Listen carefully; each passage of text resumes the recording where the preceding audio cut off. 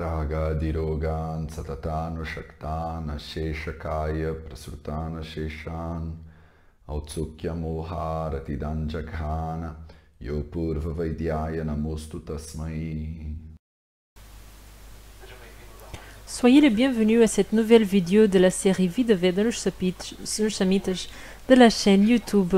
Je m'appelle Matteo et aujourd'hui on va continuer la lecture de l'Ashtanga Hridayam Sutrasthana, chapitre 2, et aujourd'hui avec le shloka numéro 10 et la première moitié du shloka numéro 11. On était en train de parler de Abhyanga dans nos vidéos précédentes et aujourd'hui on va parler de Vyayama. Et le shloka dit ce qui suit. Laghavam karma samarthyam diptognir meda sakshayah vibhakta ghana gatratvam vyayama dupajayate vata pitta mai balo vrudho jirnita chatam tyajet.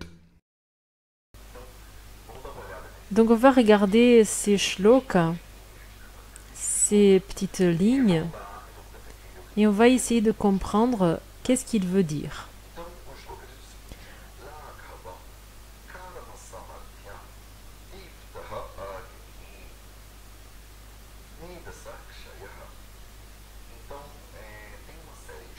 Donc il y a une série de choses que vous pouvez attendre quand vous réalisez de l'activité physique. Il utilise le verbe upajayate, qui signifie produire. Donc les choses qui sont produites par vyayama, l'activité physique. Donc l'activité physique, elle produit certaines caractéristiques. Quelles sont ces caractéristiques? Laghavam vient du mot laghu. Laghu, c'est la sensation de légèreté. Karma, c'est l'activité, les actions. Samarthyam, c'est la capacité, l'efficience, la capacité de faire des activités et être efficace. Diptaha agnihi, c'est littéralement quelque chose qui est chaud et agité. Diptaha signifie chaud et aussi agité en même temps. Donc c'est un mot qui signifie les deux choses et on l'applique quand on parle de Agni. Agni signifie littéralement le feu. Donc il y a une grande richesse de signification dans le choix de ces mots ici, surtout dans le choix de réunir le mot dipta au mot agni. Donc on rajoute la caractéristique de chaud, de chaleur, à quelque chose qui est déjà chaud, qui est le feu. Agni est déjà chaud. Et donc on donne cette caractéristique de donner plus de force, plus de chaleur. Et améliore aussi l'agni. Kshayaha, c'est la diminution. Medas, c'est le gras du corps. Donc l'activité physique, elle permet aussi la diminution du gras corporel.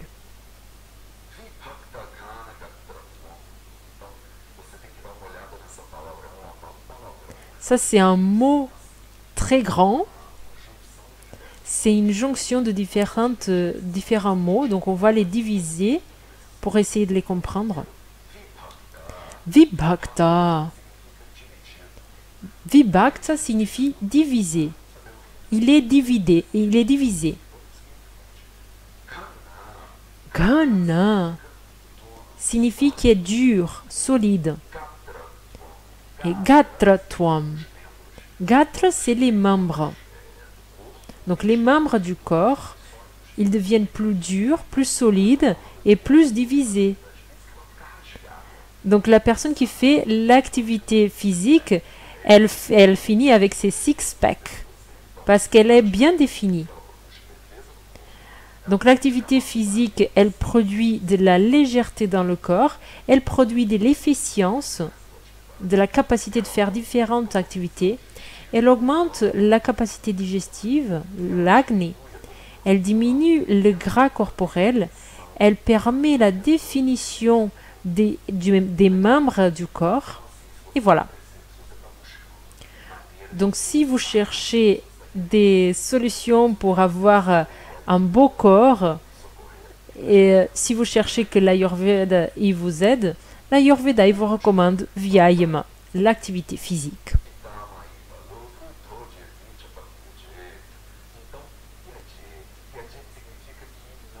Tyajet signifie vous ne devez pas faire, vous devez éviter. Donc l'activité physique, elle doit être évitée dans certains cas. Quels sont ces cas?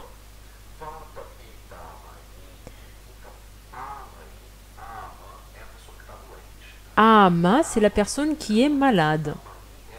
Amai, c'est la personne qui est malade.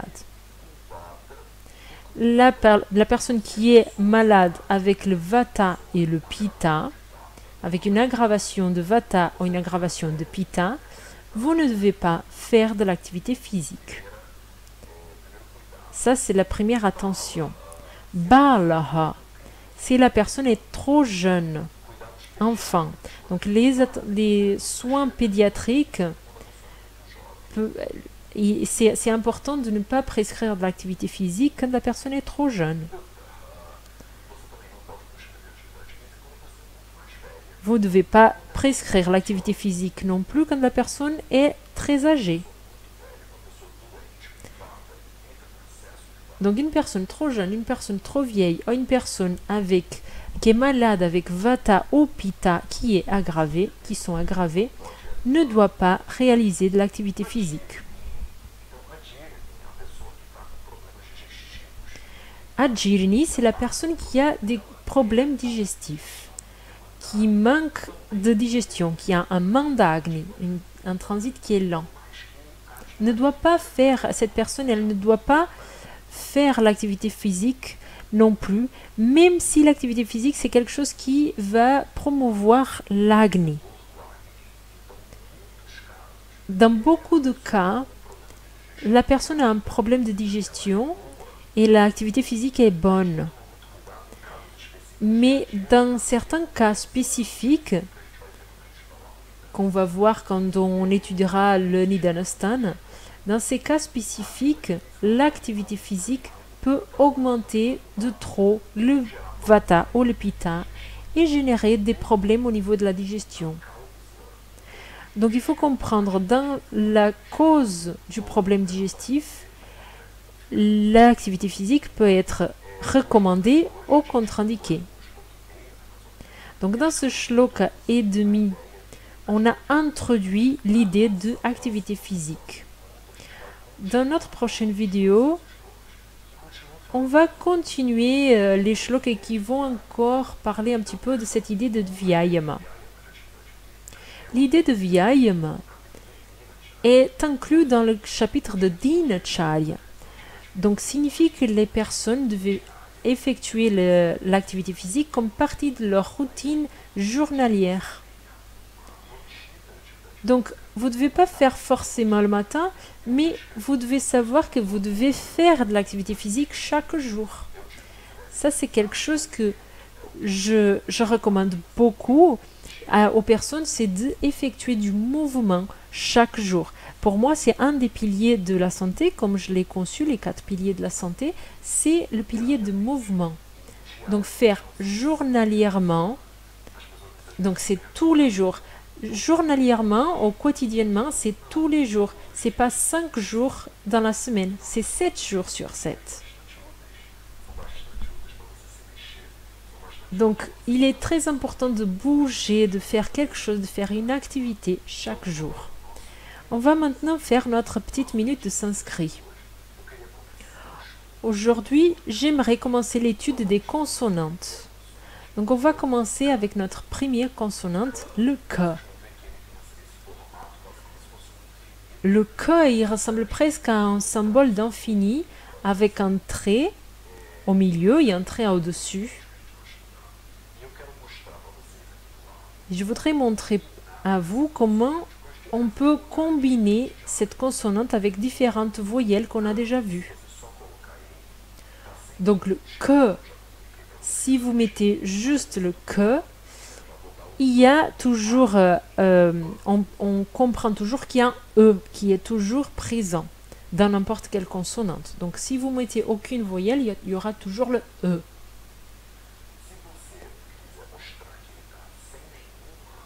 Si vous voulez montrer qu'il n'y a aucune voyelle, vous mettez un petit trait en dessous.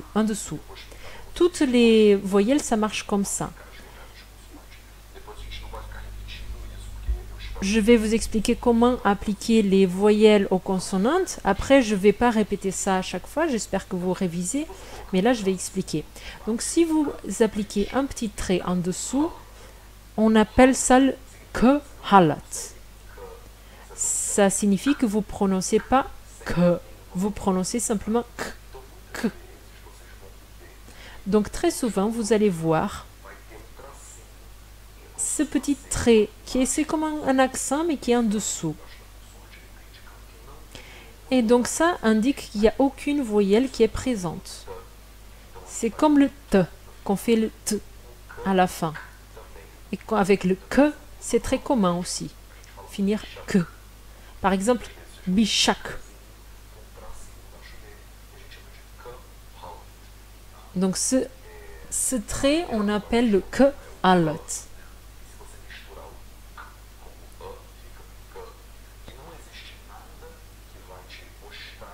Donc si vous mélangez, si vous ajoutez un E après le que, ça va, si vous avez un que avec le petit trait, donc c'est un que sans le A, c'est un que, et que vous ajoutez un E par la suite, ça fait à nouveau le même son, que.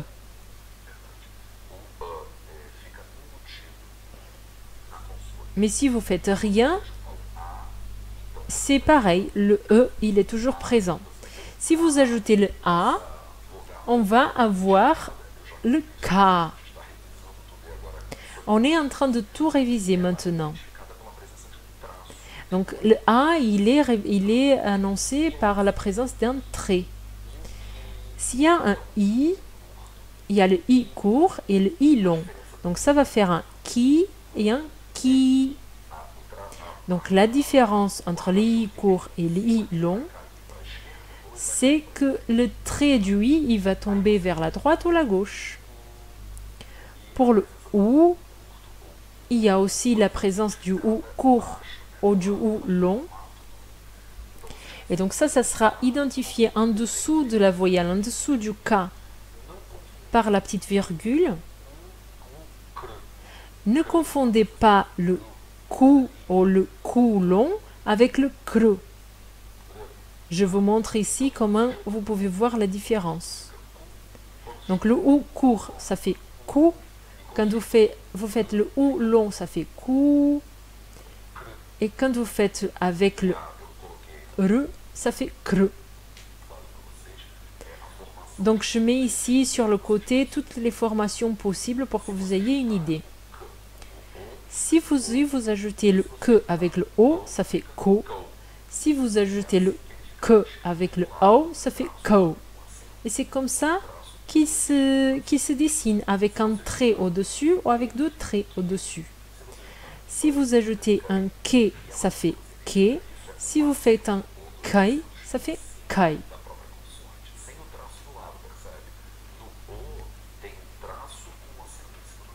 Dans le O, on a un trait avec un accent au-dessus du trait.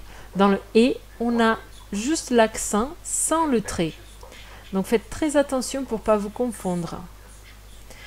Je vous invite à tout répéter pour fixer, pour mémoriser toutes ces voyelles. Donc on a parlé du EA, du II, du OU, du OO et du EI. Donc on va continuer à étudier donc les samhitas ayurvédiques. Donc aujourd'hui on a appris notre première consonante. Et la semaine prochaine, on va continuer à apprendre encore des consonantes. Et jusqu'à la fin de ce chapitre, on va continuer l'étude des consonantes. Donc l'idée, c'est d'arriver à la fin de ce chapitre avec toutes ces connaissances de toutes les consonantes. Donc votre devoir maintenant, c'est d'aller essayer d'identifier toutes les fois où il y a le K mélangé avec les voyelles.